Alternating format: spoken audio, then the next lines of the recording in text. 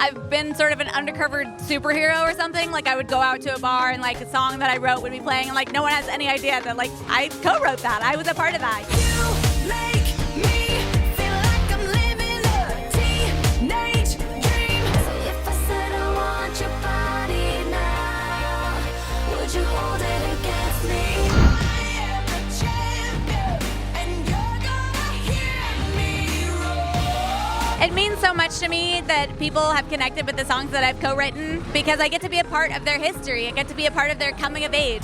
I've had people tell me that the song that I co-wrote with Katy, Roar, got them through their divorce or, inspired them to get in shape or battle cancer. Like people have these really heavy stories associated with these songs, and that is why I do what I do, is really connecting with the fans. Think I'm falling for your boyfriend. I mean, it really feels like I did this with the fans. Like this album is curated for the fans, by the fans, and I feel like they've been with me every step of the way. They encouraged me, they picked the songs, and so to see it debut at #2 on the iTunes Pop Chart was unbelievable. I really did not see that coming. I'm right behind Taylor Swift. I can't believe I got this business at Taco Bell.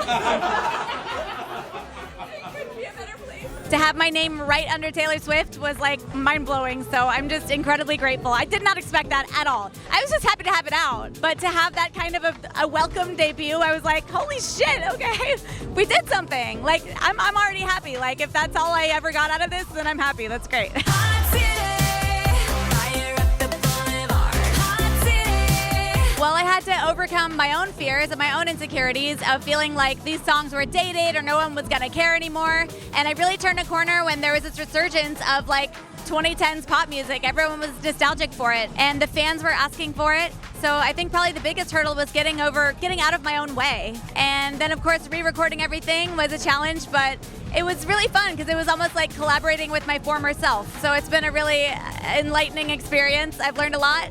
And I'm really grateful to have the support of the fans and everyone around me. Feeling flying there by your birds. We'll keep slaying it till the day we die. My definition of what Hot City or what success was has really changed in the past 10 years. Because 10 years ago for me, my idea of success was like being #1. And if I wasn't #1, then I wasn't successful. And I think the music industry has changed so much and democratized so much where really like anyone can have an audience. You can have these niche followings.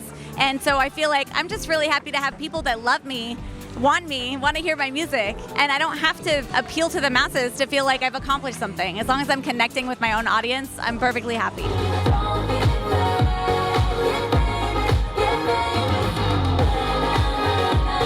The queer community, first of all, is my people. I identify as bisexual, and I have since middle school, and so I've always felt like at home. And I grew up in Seattle, and we have a really great Pride Fest there. It's just always been a really welcoming place where everyone gets to just be themselves. I've spent a lot of my career playing for crowds who don't know who I am. And some of those, when it's not Pride, are not fun. And whenever it's a Pride, I'm like, even if they don't know who I am, I know they're gonna love me, and I know I'm gonna love them. So it's always gonna be a good time. I literally always wanted to play this. I'm so excited to be here, y'all. The best part about being an independent artist is having creative control.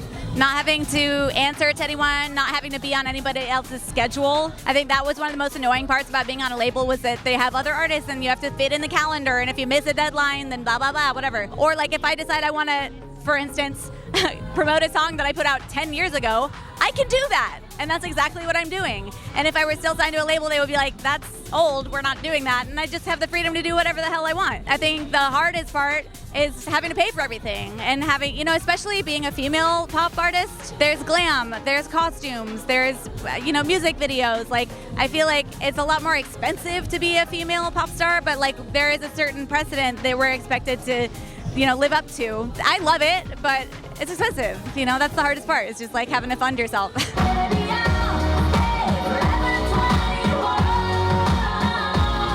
I have more music videos coming. Forever 21 is the next single, and there's 4 other music videos that have already come out that I'm very proud of. And I'm playing Albany Pride next weekend, and a few more Pride things coming up, I think. So hopefully I would love to do a tour. That's the plan, but we're working it out.